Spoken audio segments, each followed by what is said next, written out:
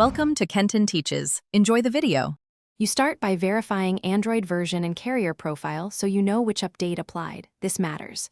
Once done, backup contacts and check app permissions to avoid data loss. Next, open the phone app, tap the three dots, then Settings, locate Call Settings or Advanced Options. Now look for call updates, incoming call experience, or similar flags. If present, you will toggle or uninstall updates. Do that first. It sets up the steps that follow.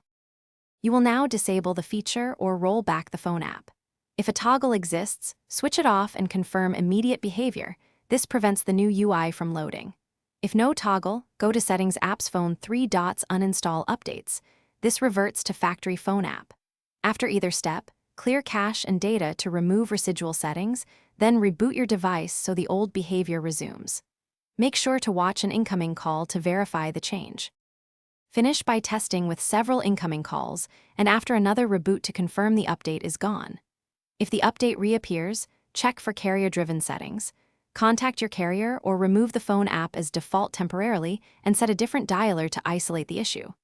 Once done, restore preferred defaults. If things still go wrong, boot to safe mode to determine whether a third-party app enforces the UI. This helps pinpoint conflicts before you seek deeper.